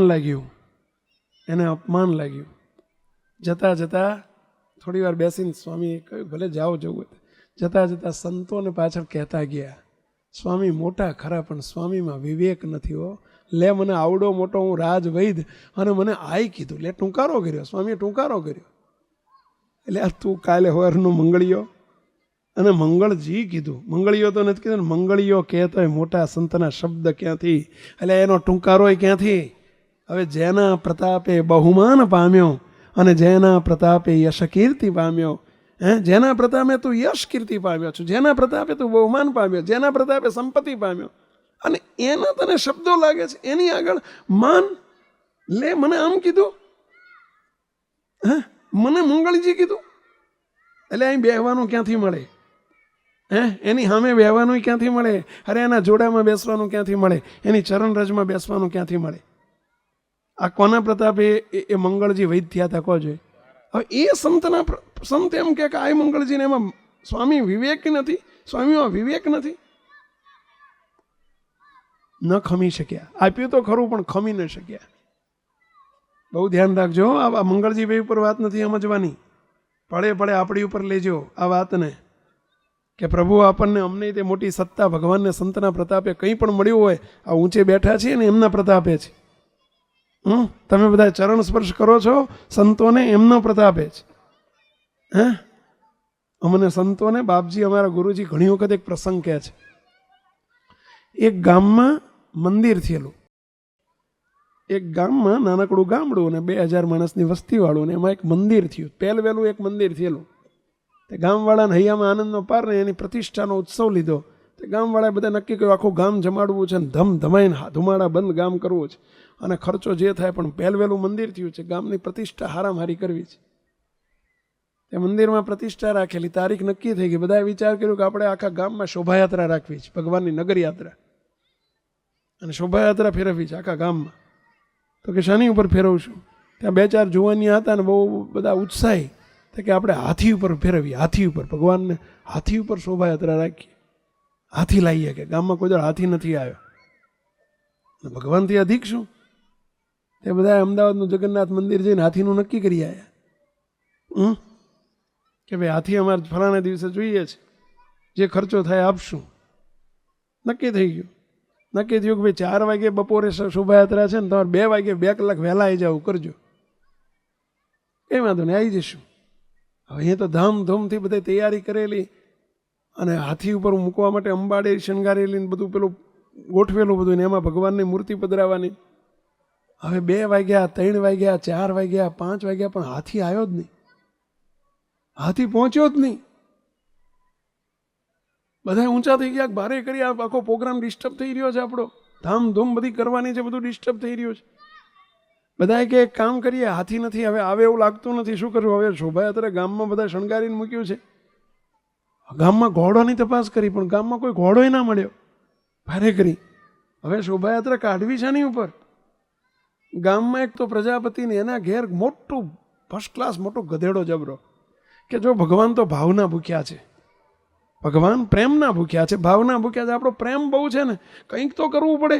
તો એમણે ગધેડાને શણગાર્યો અને એની ઉપર પેલી અંબાડી ગોઠવી દઈને ચલો ભગવાનને પ્રાર્થના કરીએ, ભગવાન રાજી રહેજો અમારી ઉપર, અમારો બીજો કોઈ આધાર નહોતો, ભાઈ સાહેબ તમે તો ભાવના ભૂખ્યા છો. એટલે ગધેડા ઉપર પેલું અંબાડી મૂકીને ભગવાનને પધરાયા, અને પછી તો ગધેડો નીકળ્યો. એક શેરીએ જાય, બધા બૈરા ચાંદલા કરે, પેલા ભગવાન વતી ઊંચે તો પહોંચાય નહીં, એટલે ચાંદલો કોને કરે? પેલા ભગવાન વતી બધાને ગધેડાને ચાંદલો કરે, ચોખા ચોડે, બધા આમાં વધાવે. જ્યાં 2-4 ઘરે આવું થયું, અને ગદ્દા ભાઈને તો આવ્યું માન, આપણા બગડેલા બટાકાના ભાવ ઉપજ્યા. બોલો, જિંદગીમાં કોઈ દાડો ગધેડાનો કોઈ ચાંદલો કરે, પણ એને તો એમ લાગ્યું કે વાહ કંઈક છું હું તે. એ તો 7-8 ઘેર આવું થયું ને એ તો અઠીને ઊભું રહ્યું, હેડે જ નહીં, હાલે જ નહીં, એક ડગલું હાલે જ નહીં. બધા કે હાઈડ હાઈડ પણ મારું હેડે જ નહીં. એને બોલાવે, એટલે તીકમાં આ તારું ગધેડું અઠીનું ઊભું છે. એ પેલો તીકમો આવ્યો, જાણી ગયો કે આ પૂજન થવા માંડ્યું છે ને, એનો પ્રતાપ છે, પાત્રતા વગર મળી ગયું છે ને, એટલે જીરવી શક્યું નથી, સમજા, એટલે હઠીને ઊભું છે. ઓલો તીકમ ઘેર જઈને આવડો દંડો લઈ આવ્યો, પેલો એના જે ઓરિજિનલ હતો ને ડફણું, અને ડફણું લઈને આવ્યો. જો સાંભળ, ઓલા ગધેડાને કાનમાં જઈને કહે છે, આ તને પૂજન થાય છે ને તારા બાપને થાય છે, ઉપર બેઠો છે ને એને, તને નથી થતું, તને તો તને ડફણા જ હોય, તને ડફણા જ હોય, હેડ, નહીંતર હમણાં ડફણું મારું છું. હા, સમજીને બેઠું છે કે મને મારું પૂજન તારું પૂજન નથી, આ તારા બાપનું પૂજન થાય છે, સમજ જરા. અને જે આટલું કીધું ને એટલે હેડવા માંડ્યું, હરખું હાલી ગયું. એમ આપણે બધા સમજી રાખવું. અમને સંતોને અમારા ગુરુજી બાપજી કાયમ કે સંતો આ બધા ચરણ સ્પર્શ કરે, આપણને પૂજે, હાર પહેરાવે, માને, આપણા વચને લોકો ગાડીઓ લઈને હેડે આવે, અને સ્વામી ચલો મારી ગાડીમાં બેહો. આ બધું કોને લઈને છે પેલા? આને લઈને છે, આ ધણીને લઈને છે ભાઈ. આ તમે અમને માનો છો ને પૂજો છો ને સ્વામી સ્વામી સ્વામી કરો છો ને, આ સ્વામીને લઈને છે, સહજાનંદ સ્વામીને લઈને છે. અને તમને તે જે તમે બંગલાઓમાં ગાડીઓમાં રહો છો ને અને ગાડીઓ ફેરવો છો ને, એ આ ભગવાનને લઈને છે, એમ સમજો. જે દી એમ સમજાયું કે આપણને લઈને, આપણી હોશિયારીને લઈને, આપણી બુદ્ધિને લઈને, આપણી આવડતને લઈને, અને અમે સમજ્યા કે અમને લઈને આ બધું થાય છે, જય સ્વામિનારાયણ.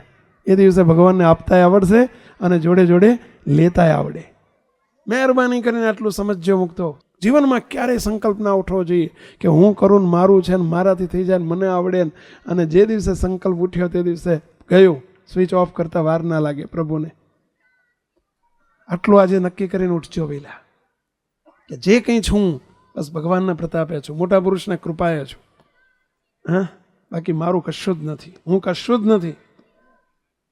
એટલે મોટા સંતોએ લખ્યું છે કીર્તનમાં કે ધાર્યું બધું શ્રી હરિનું જ થાય, કે ધાર્યું બધું શ્રી હરિનું જ થાય, પણ મનુષ્ય જાણે મુજથી કરાય. અમારે એક વખત સૌ પ્રથમ અમે પહેલી વખત 1981માં આપણા ગુરુજી બાપજી અને અમે મુંબઈ ગયેલા, અને મુંબઈથી વળતા પહેલી સભા સુરતમાં ગોઠવેલી 1981માં. સુરતમાં સભા ગોઠવેલી. હવે એક સભામાં 25-30 જણા જ આવવાના હતા, કે મોટું આવું કંઈ કોઈ હતું જ નહીં ને સુરતમાં. એ વખતે અમારા ગોરધનભાઈ ને 2-3 હરિભક્તો હતા, બાકી કોઈ નહોતું. એટલે એમણે બધાને 15-20-25 જણને કીધેલું, સભા રાખેલી. તે અમે મુંબઈથી નીકળ્યા તો સવારના 10 વાગ્યાના, સાંજની સભા હતી 7 વાગ્યે. એ વખતે આવું 6 લેન ને 4 લેન નહોતા, અને રસ્તો ભંગાર બધું. તમે આ તો 20-25-30 વર્ષ પહેલાંની વાત કરું છું. એટલે હખડ ડખડ અમે ગાડી એવી હતી, પછી રસ્તા જેવી જ ગાડી, સમજ્યા. અને હખડ ડખડ ખખડતા જ ઓલું ખટારા જેવી ગાડી એ હાલી આવે, જીપ હતી અમારી. એટલે રસ્તામાં 3 વાગ્યા, 4 વાગી ગયા. આપણા ગુરુજી બાપજી અમારા ડ્રાઈવર હતા, કીર્તિભાઈ કર્યું. કીર્તિ એટલે આ કીર્તિ 7 વાગે સભા છે, ઓ પહોંચાશે કે નહીં? અને કીર્તિભાઈ બોલ્યા, અરે બાપજી જુઓ 4 વાગ્યા છે ને, 3 કલાક બાકી છે ને. બાપજી 6:30 વાગે, 6 થી 6:30 ની વચ્ચે સુરતમાં નાખી દો, કે ગાડી સુરતમાં નાખી દો. બાપજી કે પોલીસ નહીં આવું. અરે બાપજી જુઓ, હવે તમે મારું ડ્રાઇવિંગ જુઓ. કે આવી ગયો અહંકાર. બાપજી કે અલ્યા એ અહંકાર ના કર, ભગવાન પહોંચાડે તો પહોંચ્યું એમ બોલ. ના ના, ભગવાન શું કરે કે જુઓ બાપજી, આ કીર્તિનો ભડાકો જુઓ, કે કીર્તિ તમને 6 વાગે 6:30 પહોંચાડી દઉં. કે અહંકાર આવ્યો. અને રીતસર 30-40 કિલોમીટર અમે દૂર હતા, અને ગાડીમાં થયો ભડાકો. લે આ ભડાકો કીર્તિનો ભડાકો સાંભળ્યો. બોલો, ટાયરમાં થયો ભડાકો. અને અમે 7 વાગ્યાની સભા ગઈ, અમે 10 વાગે પહોંચ્યા સુરતમાં. આ ભડાકો કર્યો, બીજું ત્યાં કર્યો. તારો અહંકાર આવ્યો ને, અહંકાર આવ્યો ને. મહેરબાની કરીને કોઈ દિવસ આપણા જીવનમાં પ્રવેશવા ન દેશો. સુખી થવું હોય તો સદાય. અમારે અમદાવાદમાં એક લિફ્ટમાં અમે એક ભાઈને ત્યાં પધરામણી ગયેલા, 9મે માળ. હવે બિલ્ડિંગ જૂની ને લિફ્ટે જૂની. તે ઉપરથી અમે નીચે, અમને પેલા સાહેબ હતા, તે પેલી ચાર્ટર્ડ એકાઉન્ટન્ટની ઓફિસ હતી, CA ની ઓફિસ. એની ઓફિસમાંથી પધરામણી કરી નીકળે, એમનો પટાવાળો હતો બાબુ કરીને. તે બાબુને કીધું, બાબુ જા સ્વામીને મૂક્યા નીચે, કે જા. એમને નીચે મૂકવા આવ્યો. તે બાબુ પેલો અમારી લિફ્ટ ચાલે નહીં, જૂની લિફ્ટ. અમે બેઠા પછી એટલે બાબુ ભાઈ ચાલશે કે નહીં, 9મે માળની તર ઉતરી જઈએ કીધું, પગથિયે આપણે ધીમે ધીમે. મને કે સ્વામી ઉતરાતું હશે, પણ કીધું આ હાલતી નથી, દબાઈ દબાઈ કરો તો. મને કે સ્વામી ધીરજ રાખો, 2 મિનિટમાં ચાલી સમજો. બાબુ હોય એટલે ના ચાલે એવું બનતું હશે કે બોલો. સ્વામી બાબુની આગળ ભલભલા ચાલતા થઈ જાય. હમણાં લિફ્ટે જોજો ચાલી ગયો, તો બાબુએ આમ કર્યું, નામ કર્યું, ગડદો માર્યો, લાફો માર્યો, નામ કરે, 2-4 વખત કર્યું એટલે હાલી કરી. જો કે સ્વામી હાલીને હવે હા ઓલી સાયકલની જેમ ઠીચુક ઠીચુક ઠીચુક કરતી કરતી હેડે, અવાજ કરતી કરતી. મને કે સ્વામી પહોંચાડી દઈશ, ચિંતા ના કરો. સ્વામી જો આ બિલ્ડિંગમાં ગમે અને લિફ્ટની જરૂર પડે ને તો બાબુને સંભાળવો જ પડે. અને બાબુ જાય એટલે લિફ્ટ એની આગળ હાલે, બીજા કોઈની આગળ ના હાલે, એમ બોલતો જાય રસ્તામાં. અમે 4થા અને 5મા માળની વચ્ચે આવ્યા ને લિફ્ટ બંધ. લે ભારે કરી. એટલે બાબુભાઈ શું થયું આ? કારણ કે સ્વામી બાબુ બેઠો છે તમારી જોડે, ચિંતા હું કરવા કરો? જો હમણાં ફરીથી ચાલુ થઈ જશે. અને પછી તો બાબુ આમ મારે ને આમ મારે ને આમ મારે ને, ગડદો મારે ને, લાફો મારે ને, લાત મારે ને, બધું કરે. બધા જો હવે અંદર ચાલુ જ ના થાય. અંદર બરફ બફાઈ જઈએ અમે ગરમીમાં, પંખોય ચાલુ ના થાય, લિફ્ટે ચાલુ ના થાય. હલવાના 4થે અને 5મી માળની વચ્ચે. એટલે આ બાબુ કાં તો ઉપર લઈ જાય ને કાં તો થોડુંક 10 ડગલા, કાં તો હેઠે લઈ જાય 5 ડગલા. પણ હવે અમે હલવાના. મને કે સ્વામી તમે ચિંતા ના કરો, બાબુ બેઠો છે. એટલે પણ હવે 20 મિનિટ થઈ બાબુ, હા તારો પરચો ચમત્કાર કંઈક દેખાડીને ભાઈ. કે સ્વામી ચિંતા ના કરો, હું બેઠો છું. હુંકાર આવી ગયો ને, હુંકાર આવી ગયો. મેં કીધું એટલે તારા લીધે અમારી દશા બગડે છે ભઈલા. સમજ્યા? 1/2 કલાકમાં થયા, પરસેવે રેપઝેપ થઈ ગયેલા. કે બાબુ હવે બોલ, તું અહંકાર મૂકી દે, તું એમ કહી દે, રાજીનામું આપી દે કે મારાથી લિફ્ટ ચાલુ થશે નહીં, મારું કાંઈ કર્તવ્ય નથી, હું કંઈ કરી ના શકું, એમ બોલ. તો કે એમ તો ના બોલું. તો કીધું આપણે હલવાના છે, તારી જોડે અમે હલવાના છે, એમ બોલ. હવે અહંકાર મૂક તારો ભાઈ. સમજ્યા? તો કે મૂકીશ તો તમે કેવી રીતે ચાલુ કરશો? મેં કીધું મને હવે મારી વિદ્યા અપનાવવા દે, તારી વિદ્યા છોડી દે. સમજ્યા? મને કે તમારી કઈ વિદ્યા? મેં કે જો અમારી જોડે ભગવાન છે, હરિકૃષ્ણ મહારાજ હતા, એમને પ્રાર્થના કરું ને, હે મહારાજ તમારું બળથી આ થાય, બાબુડાથી ના થાય ને અમારાથી ના થાય, તમે ચાલુ કરો તો હેઠે પહોંચીએ, માટે દયા કરો. એ પ્રાર્થના સિવાય કંઈ આપણું હાલે એવું નથી. બળહીન થઈ જાઓ તો એનું બળ ચાલુ થાય. સમજ્યા? મને કે શું થશે? હા કે તું બંધ કર પહેલાં, તું એટલું કહી દે કે મારાથી ના થાય, ના થાય, ના થાય, હું કંઈ ના કરી શકું, ના કરી શકું, ના કરી શકું, એવું તું બોલ 10 વખત બોલ, તો ભગવાન સાંભળશે. બોલો કે બોલવું પડશે કે નહીં? તો ચાલુ કરી, નહીં બોલવું પડે. કે હે સ્વામી મારાથી નહીં થાય, હો બાબુડાનું અભિમાન મૂકું છું, મૂકું છું, મૂકું છું. મેં કીધું હવે આજ નહીં, કોઈ દર નહીં બોલવાનું કે હું કરું, હું કરું, હું કરું. તો કે નહીં કરું, નહીં બોલું, બસ. પછી બોલી જા 3 વખત, ચાલ 10 વખત નહીં, 3 વખત બોલ, મારાથી ના થાય, મારાથી ના થાય, મારાથી ના. હે મહારાજ પ્રાર્થના કરી, હે પ્રભુ હવે અમે બળહીન છીએ, બાબુડો બળહીન છે અને અમે બળહીન છીએ, તમે ઉતારો તો મેળ પડે અને તમે ભેળા પડો. એમ પ્રાર્થના કરીને જ્યાં કીધું દબાય હવે દબાય, અને જ્યાં દબાઈને સરારા કરતી ઠેઠ નીચે પહોંચી ગયા. અને જો તમારી સામે આવીને બેસી ગયા ત્યારે, નહીંતર હજુ અમે લીપમાં આંટા મારતા હોત, હજુ હલવાના આવ્યા હતા. એટલે હલવાઈને જ્યારે એને હોંપવું પડે એના કરતાં પહેલેથી હોંપીએ તો, હલવાઈ નહીં તે અંતે તો હોંપવું પડ્યું ને, ત્યારે પહેલેથી સોંપીએ તો. આ બાબુ માટે વાત નથી કરતો, ફરીથી કહું છું, આ બાબુ માટે વાત નથી. કયા બાબુ માટે વાત છે? આપણે બધા બાબુ જ છીએ. સમય આવે ત્યારે અહંકાર આવી જાય છે. ભગવાનને એ જ પ્રાર્થના કરીએ કે હે મહારાજ બસ આપ રાજી થાવ એમ કરીએ. ભગવાનને સંત રાજી થાય તો રંકમાંથી રાજા કરે.